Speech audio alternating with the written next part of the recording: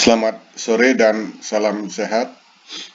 Bertemu kembali pada mata kuliah Konservasi Sumber Daya Hayati Perairan bagi mahasiswa semester 5 Program Studi Manajemen Sumber Daya Perairan.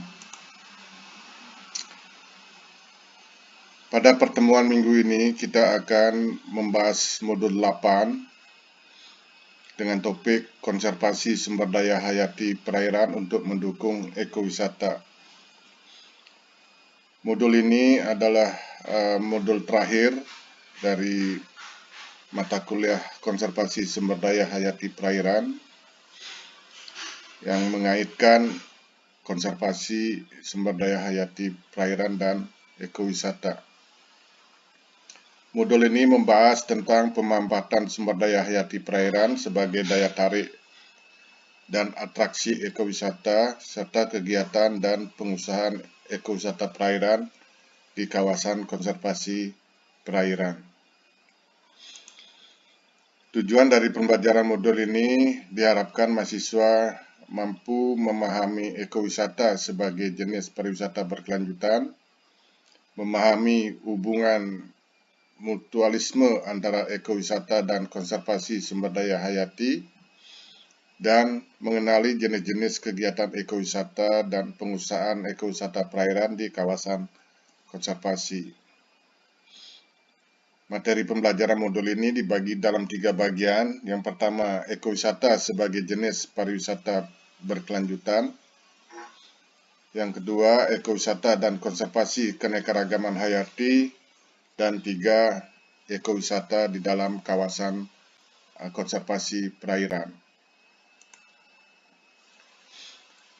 Materi pertama, ekowisata sebagai jenis pariwisata berkelanjutan.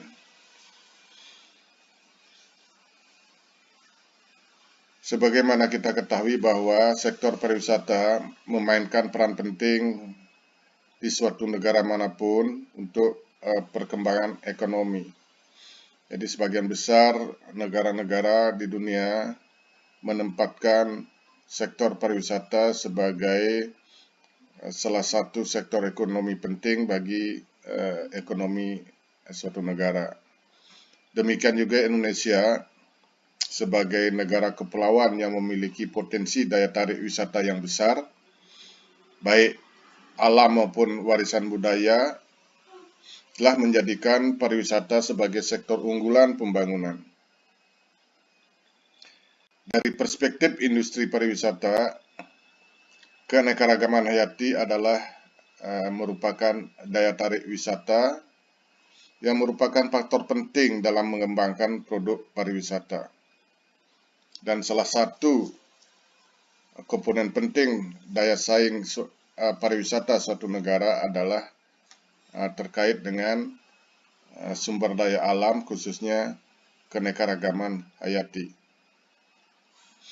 Karena pentingnya keanekaragaman hayati untuk pariwisata, maka industri pariwisata memiliki kepentingan jangka panjang dalam perlindungan dan pelestariannya, sehingga pariwisata dapat berkembang dengan konsep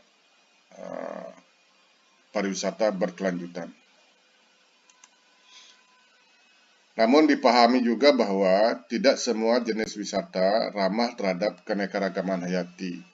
Banyak kasus keanekaragaman hayati justru mengalami kerusakan sebagai dampak dari kegiatan wisata.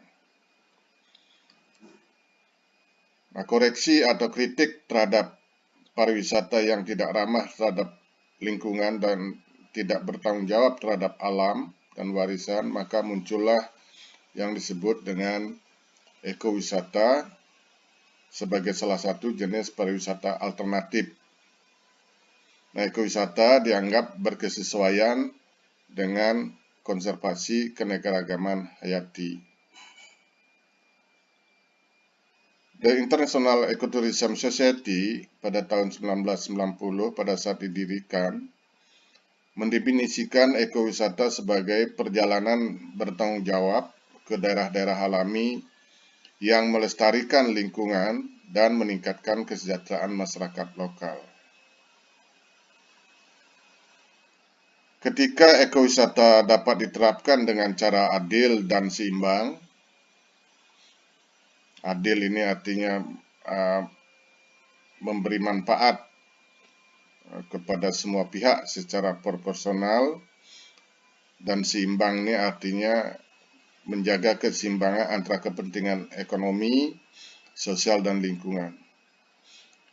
Maka ekowisata dapat digunakan sebagai pendekatan alternatif untuk pelindungan, pelestarian, dan pemanfaatan sumber daya alam dan warisan budaya yang berharga secara berkelanjutan.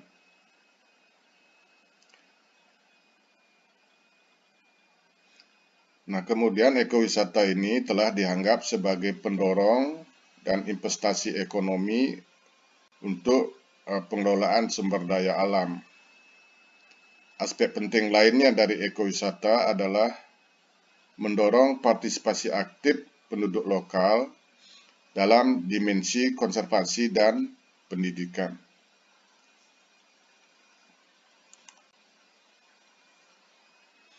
Kalau dilihat dari prinsip-prinsip ekowisata, maka ekowisata adalah tentang upaya untuk menyatukan konservasi, masyarakat, dan perjalanan berkelanjutan. Artinya, mereka yang melaksanakan dan berpartisipasi dalam kegiatan ekowisata harus memenuhi prinsip-prinsip ekowisata sebagai berikut.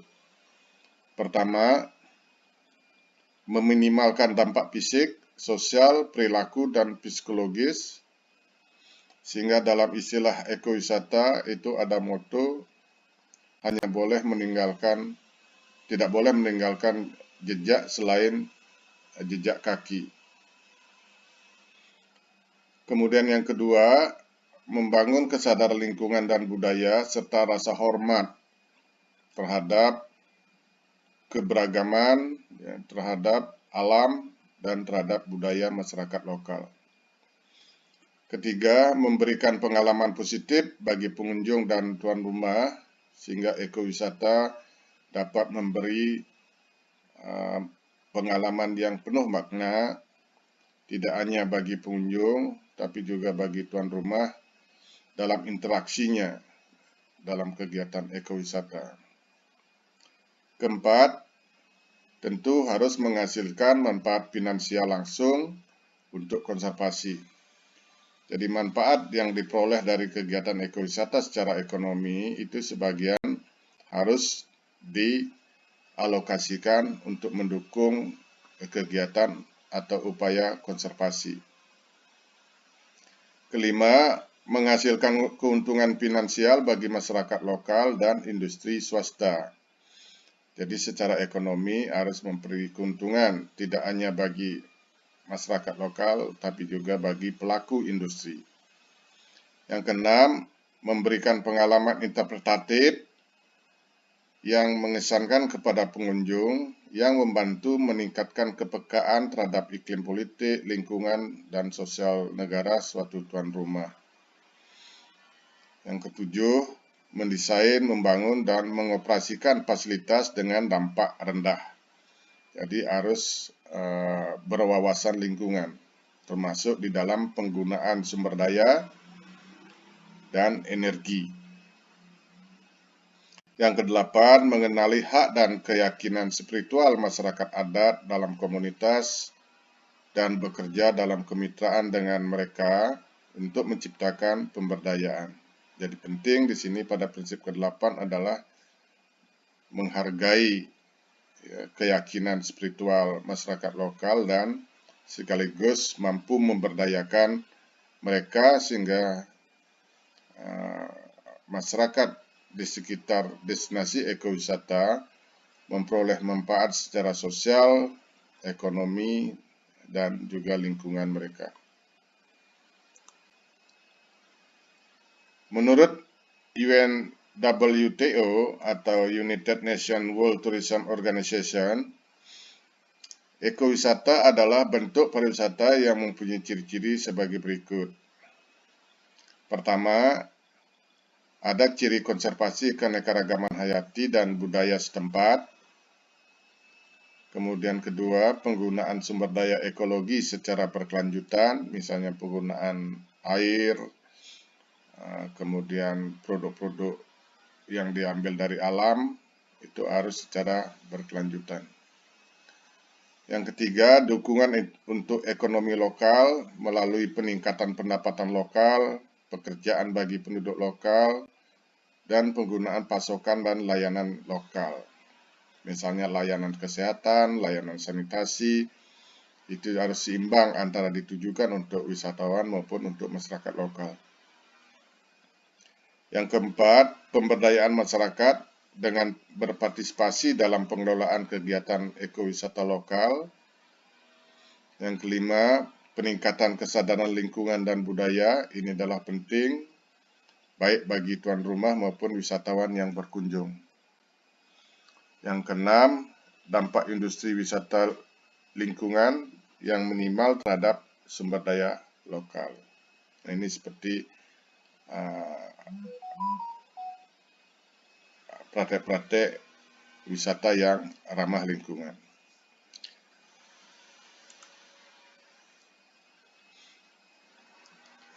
Ekowisata adalah salah satu komponen pariwisata berkelanjutan.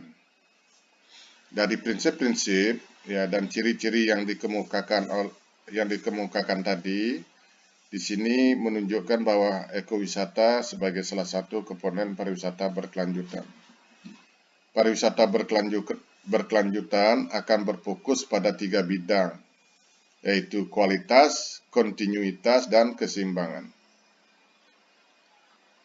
Nah, fokus pada kualitas artinya kualitas pada perolehan pengalaman yang berharga bagi pengunjung dan peningkatan kualitas hidup bagi masyarakat tuan rumah melalui identitas budaya, pengentasan kemiskinan, dan kualitas lingkungan.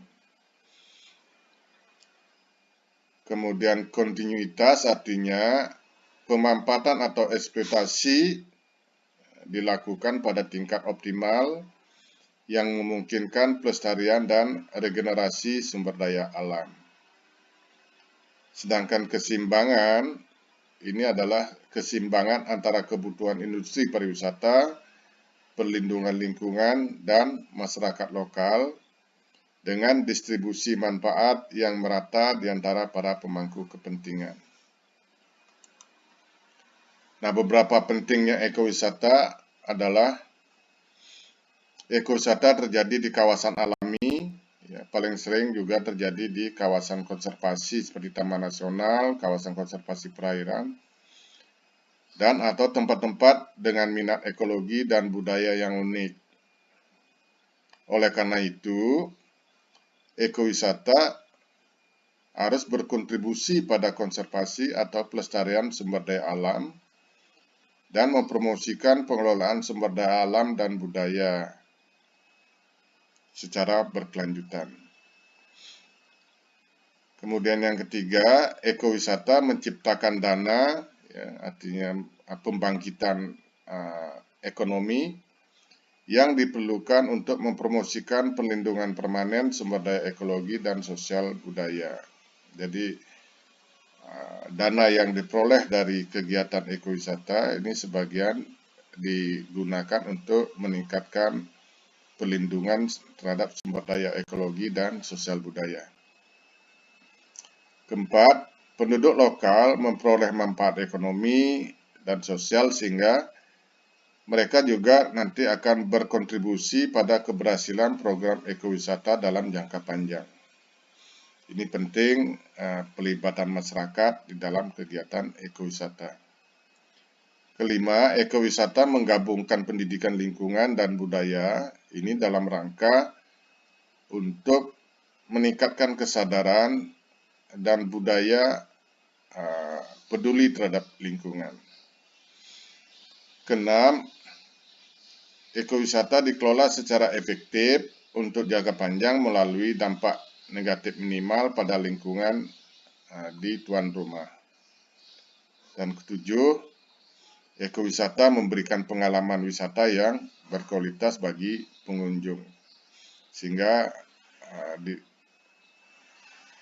akan diperoleh pengalaman bermakna yang menumbuhkan kesadaran dan kepedulian terhadap lingkungan selama hidupnya. Berikutnya adalah materi kedua, ekowisata dan konservasi keanekaragaman hayati. The Building Biodiversity Report tahun 2008 menganalisis bahwa ekowisata adalah salah satu sektor potensial bagi peluang usaha atau bisnis keanekaragaman hayati. Jadi ada bisnis keanekaragaman hayati ya, dalam konteks pariwisata. Konsep bisnis keanekaragaman hayati didefinisikan sebagai perusahaan komersial yang menghasilkan keuntungan melalui proses-proses produksi yang melestarikan keanekaragaman hayati, menggunakan keanekaragaman hayati secara berkelanjutan, dan membagi keuntungan yang diperoleh dari pemanfaatan ini secara adil. Nah, ekowisata tampaknya sebagai solusi paling menguntungkan atau win-win solution dari bisnis keanekaragaman hayati. Kenapa demikian? Karena ekowisata dapat meningkatkan kesadaran masyarakat lokal terhadap nilai sumber daya hayati, sehingga tumbuh kepedulian untuk melestarikannya. Kemudian meningkatkan partisipasi lokal dalam keuntungan konservasi keanekaragaman hayati dan membangkitkan pendapatan untuk membiayai konservasi kawasan yang kaya akan keanekaragaman hayati. Nah, model-model ini telah banyak diterapkan di taman nasional, baik taman nasional laut maupun darat, di mana di dalamnya ada usaha-usaha ekonomi komersial dalam pemanfaatan sumber daya hayati.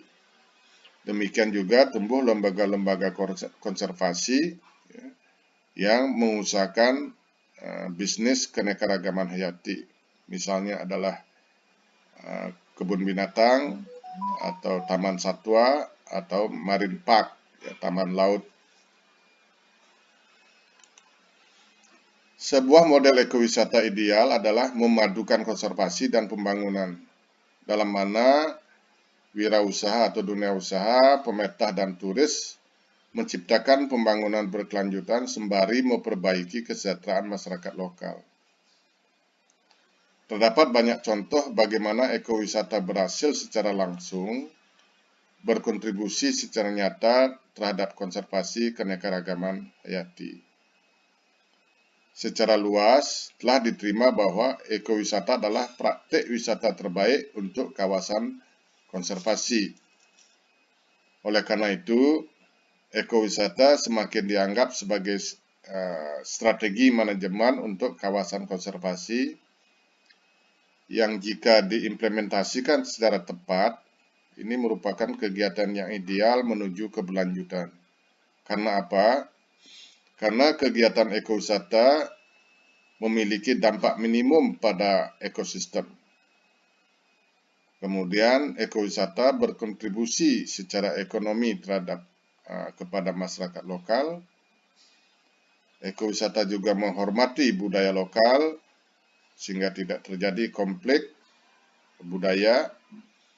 Ekowisata dikembangkan dengan proses partisipatif yang melibatkan semua pemangku kepentingan dan dipantau dalam rangka untuk mendeteksi dampak negatif dan positifnya. Oleh karena itu, ekowisata dan konservasi ini juga memiliki hubungan mutualisme. Artinya, jika dikelola dengan baik, maka keduanya memperoleh manfaat yang saling menguntungkan. Ekowisata akan memberi manfaat pada konservasi keanekaragaman hayati dalam 4 cara langsung dan tidak langsung, yaitu dukungan untuk pelestarian satwa liar dan kawasan konservasi. Yang kedua, menumbuhkan alternatif mata pencaharian yang beragam bagi masyarakat lokal sehingga mengurangi pola-pola pemanfaatan sumber daya alam yang ekstraktif, seperti misalnya penangkapan ikan yang berlebihan atau penangkapan ikan yang tidak ramah lingkungan. Yang ketiga adalah interpretasi dan etika lingkungan. Jadi ekowisata melalui interpretasi dan informasi kampanye terhadap etika lingkungan akan dapat menumbuhkan kesadaran dan kepedulian para pihak terhadap lingkungan. Yang keempat, ekowisata juga akan mendorong penguatan kelembagaan pengelolaan sumber daya. Misalnya adalah penguatan kelembagaan kawasan konservasi melalui ekowisata.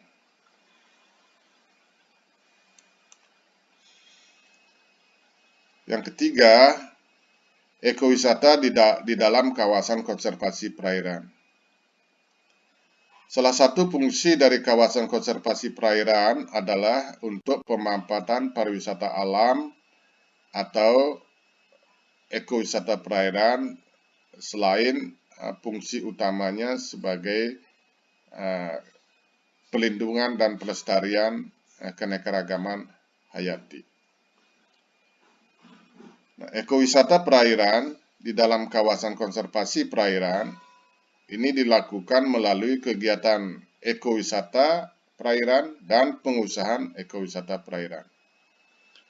Apa itu kegiatan ekowisata perairan? Kegiatan ekowisata perairan ini meliputi wisata selam, wisata pancing, ya, wisata perahu layar, wisata selancar, snorkeling, wisata tontonan, pembuatan foto, video, film ya, yang bersifat komersil, wisata berenang, wisata atau olahraga permukaan air, dan lain sebagainya.